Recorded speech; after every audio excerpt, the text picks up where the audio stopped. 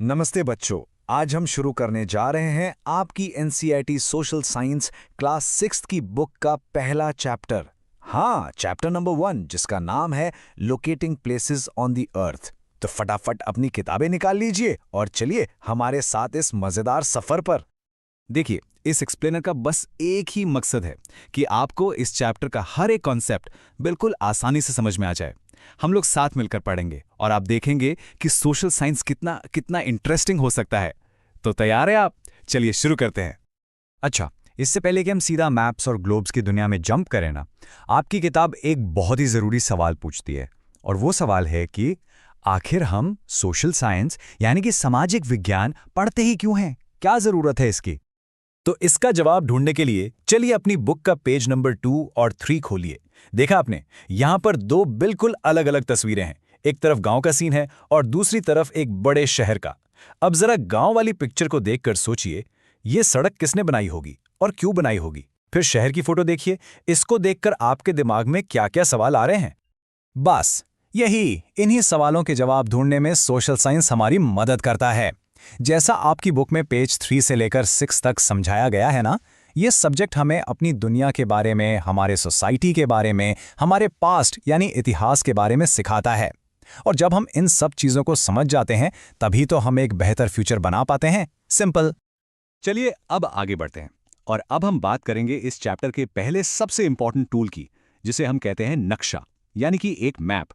इसके लिए अब आप अपनी बुक का पेज नंबर 8 खोल लीजिए। तो ये मैप आखिर होता क्या है? सोचो, एक मैप ना किसी भी जगह की एक ड्राइंग होती है। लेकिन ये ऐसी ड्राइंग है जैसे आप उस जगह को बिल्कुल ऊपर से देख रहे हो, एक चिड़िया की तरह। इसे कहते हैं बर्ड्स आई व्यू। जरा अपनी बुक में फिगर 1.1 को देखिए। देखा, रेलवे स्टेशन, स्कूल, हॉस्पिटल, सब कुछ एक छोटी सी जगह पर दिख रहा है। आपके बुक के पेज नंबर 8 पर एक बहुत ही मजेदार लाइन लिखी है, सुनिए। A map is like a treasure guide. It shows you where things are and how to get to them. इसका मतलब क्या हुआ?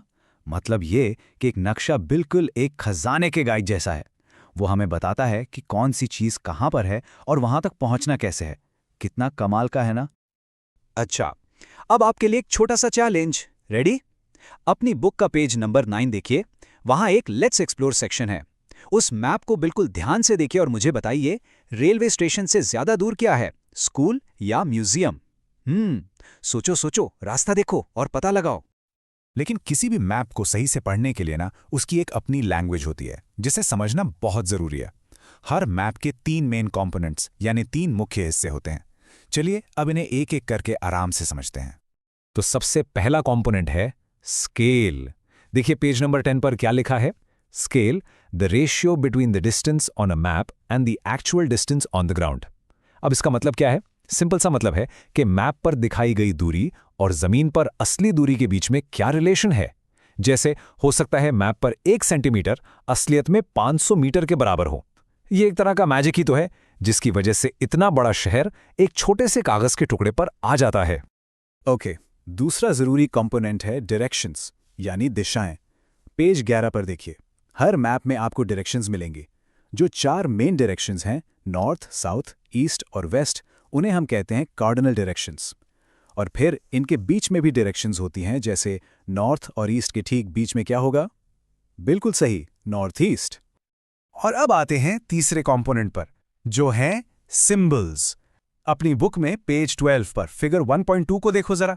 अब खुद सोचो, क्या यह पॉसिबल है कि हम मैप पर हर एक बिल्डिंग, हर सड़क, हर मंदिर को असली जैसा बना दें? नहीं ना, जगह ही नहीं बचेगी। इसीलिए हम इस्तेमाल करते हैं इन छोटे छोटे सिंबल्स का। ये आप कह सकते हैं मैप्स की एक यूनिवर्सल लैंग्वेज है, जो सबको समझ आती है। मैं समझ सकता हूं बच्चों, ये सब थोड़ा नया नया लग रहा होगा। स्केल, डायरेक्शन, सिंबल्स, पर घबराना बिल्कुल नहीं। टेंशन लेने की कोई बात नहीं है। आप सब बहुत स्मार्ट हैं। बस थोड़ी सी प्रैक्टिस करेंगे ना, तो आप कोई भी मैप बिल्कुल आसानी से पढ़ पाएंगे। I know you can do it. अच्छा, अभी तक हमने जितनी भी बात की वो फ्लैट मैप्स के बारे में की, लेकिन इसमें एक बहुत बड़ी प्रॉब्लम है। पता है क्या? हमारी अर्थ, हमारी धरती, वो फ्लैट नहीं है। वो तो एक स्फीयर है, एक गोले जैसी। तो अब सवाल यह है कि एक गोल चीज को फ्लैट कागज पर बिल्कुल सही सही कैसे दिखाएं? इसी प्रॉब्लम का सल्यूशन है ग्लोब। हाँ, बिल्कुल सही। एक ग्लोब जो है वो अर्थ का एक सच्चा, एकदम सही स्फेरिकल मॉडल है। आपके बुक में पेज 12 पर एक संतरे यानी ऑरेंज का एग्जाम्पल दिया है। जरा सोचो, क्या आप एक संतरे के छिलके को बिना तोड़े फोड़े बिल्कुल फ्लैट जमीन पर रख सकते हो? कोशिश करके देखना, नहीं रख पाओगे। बिल्कुल, बस इसी तरह अर्थ को सबसे सही तरीके से सिर्फ एक ग्लोब ही दिखा सकता है। लेकिन अब एक और नया सवाल, इतना बड़ा ग्लोब है, इस पर किसी एक छोटी सी जगह की एकदम पक्की एग्जैक्ट लोकेशन कैसे पता करें?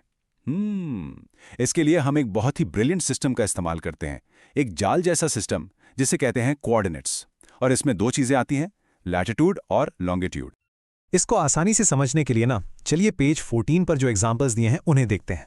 पहला, सोचिए आप एक मार्केट में हैं और मैं आपसे कहता हूं 5वीं लाइन में जो 7वीं दुकान है ना, वहां जाओ, तो आप सीधा वहीं पहुंच जाओगे, है ना? या फिर सोचो एक चेस बोर्ड के बारे में, हर एक खाने का, हर स्क्वायर का अपने एक यूनिक एड्रेस होता है, जैसे D4। बस यही आइडिया है कोऑर्डिनेट्स का, दो अलग अलग इंफॉर्मेशन से एक एग्जैक्ट जगह का पता लगा लेना। तो इससे पहले कि हम लैटिट्यूड और लॉन्जिट्यूड की गहराई में जाएं, चलिए इस स्लाइड पर एक छोटा सा कंपैरिजन देख लेते हैं। इससे आपको दोनों के बीच का जो मेन फर्क है ना, वो एक ही झटके में बिल्कुल क्लियर हो जाएगा। ओके, तो सबसे पहले बात करते हैं लैटिट्यूड की। पेज नंबर 15 के हिसाब से latitude, imaginary lines running east west parallel to the equator. इसका मतलब ये वो काल्पनिक यानी इमेजिनरी लाइंस हैं जो ग्लोब पर लेटी हुई हैं, ईस्ट से वेस्ट की तरफ जाती हैं। इनका स्टार्टिंग पॉइंट है इक्वेटर, जो बिल्कुल बीच में है 0 डिग्री लैटिट्यूड पर, और इक्वेटर से ऊपर नॉर्थ पोल तक 90 डिग्री नॉर्थ होता है और नीचे साउथ पोल तक 90 डिग्री साउथ। अब आते हैं लॉन्गिट्यूड पर। इसके लिए पेज 16 देखिए। यहां लिखा है longitude, imaginary half circles running from pole to pole. ये वो इमेजिनरी लाइंस हैं जो खड़ी हुई हैं, मतलब नॉर्थ पोल से शुरू होकर साउथ पोल तक जाती हैं। इनका स्टार्टिंग पॉइंट होता है 0 डिग्री लॉन्गिट्यूड, जिसे हम कहते हैं प्राइम मेरिडियन। ये लाइन लंदन में एक जगह है ग्रीनिच, वहां से गुजरती है। और पता है कि इंटरेस्टिंग बात, इन्हीं लाइन से पूरे दुनिया का टाइम भी डिसाइड होता है। तो देखा, जब हम इन दोनों को लैटिट्यूड और लॉन्गिट्यूड को एक साथ इस्तेमाल करते हैं तो हमें इस पूरी अर्थ पर किसी भी जगह का एक यूनिक एड्रेस मिल जाता है। जैसे अगर हम दिल्ली की बात करें तो उसकी लोकेशन है लगभग 29 डिग्रीज नॉर्थ लैटिट्यूड और 77 डिग्रीज ईस्ट लॉन्गिट्यूड। इस सिस्टम से आप अर्थ पर कुछ भी कहीं भी ढूंढ सकते हैं। आपके फोन में जो जीपीएस है ना, वो इसी सिस्टम पर काम करता है। तो बच्चों, ये था हमारा चैप्टर। आज हमने कितनी चीजें सीखी, मैप्स के बारे में, उसके 3 इंपॉर्टेंट कंपोनेंट्स के बारे में, फिर हमने ग्लोब को समझा, और सबसे जरूरी, हमने लैटिट्यूड और लॉन्गिट्यूड कोऑर्डिनेट्स के सीक्रेट को भी जाना। मैं उम्मीद करता हूं कि आपको सब कुछ बहुत अच्छे से समझ आया होगा। अब आपसे मिलेंगे अगले चैप्टर में। तब तक के लिए पढ़ते रहिए और बढ़ते रहिए।